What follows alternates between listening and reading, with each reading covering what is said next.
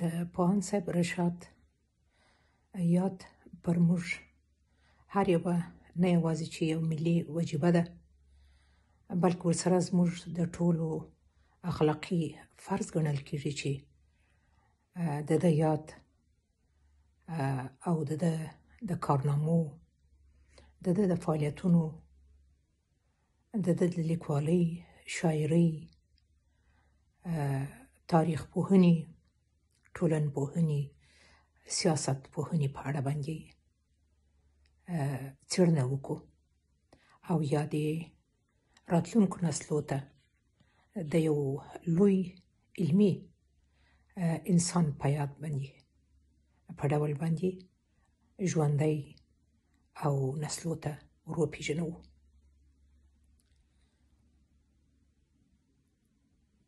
زه ډېره وړه وم، د 8 یا 9 کالو به وم چې په خیرخانې مینې کې د خپل پلار سره یو ځای د لومړي ځل لپاره د علامه رشاد صاحب کور ته ورغلم. د لومړي ځل لپاره مې یوه ډېره لو د کتابخانه د دې په کور کې، یعنې په هغه کوټې کې چې رشاد صاحب ناست و، تر شا یې ډېره غټه المارۍ وه د کتابو چې کتابونه پکې وډل سوي وه او رشاد صاحب لاندې ورته ناست و. ستړې مسې مو وکړله او زما خدای بخښلی پلار استاد جواک زه ورمعرفي کړلم، نو مسکی غوندې صورت ویې خندله. ډېر پوهاند صاحب رشاد ډېر آرام او ډېر با تمکینه، متواضع او ډېر سنګین انسان و. کرار یې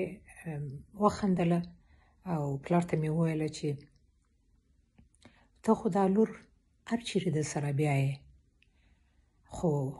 ما اورېدلې دي په کور کې د دې ځینې قصې او پر تا هم ډېره ګرانه ده، نو زه به د دې څه پوښتنه وکړم. نو سر یې راپورته کړي، ویله چې اورېدلې مې دي چې ستا نوم زرغونه ده، نو که پوښتنه در څه وکړم چې ولې دا نوم تا ته انتخاب کړی دی، ته څه راته وایې؟ زه په وړکتوب کې ډېره معجوبه او ډېره شرمېدلم او خبرې مې ډېر نه کولې، تر څو چې پلار راباندې غږ کړله چې زویه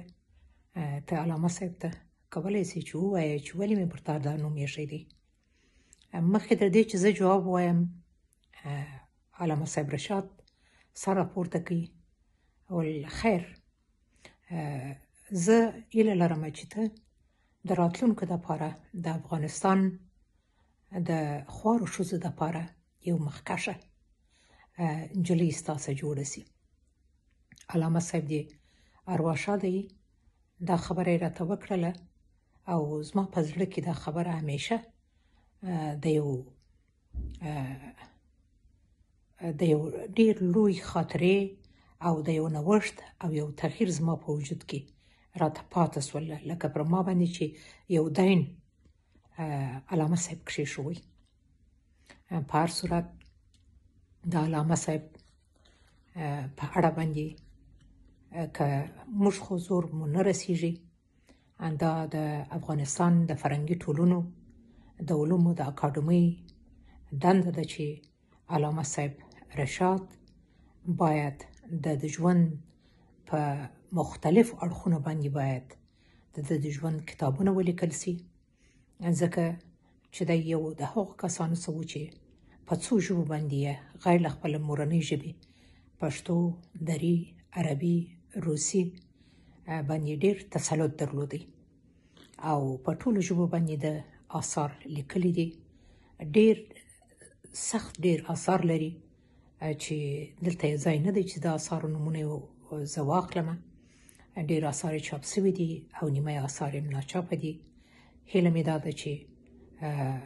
موږ خپل دغه دین او فرض د علامه صاحب په وړاندې باندې ادا کړو او وکولی سو یو وخت چې د علامه صاحب ټول کتابونه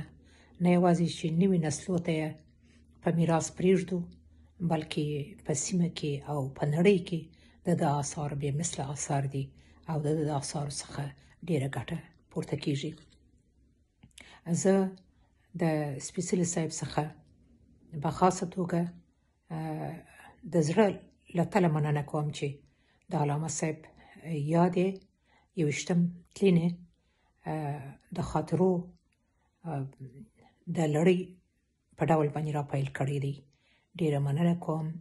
او د لوی علامه رشاد بابا اروا دې ښاده او یادونه دې تل ژوندي وي.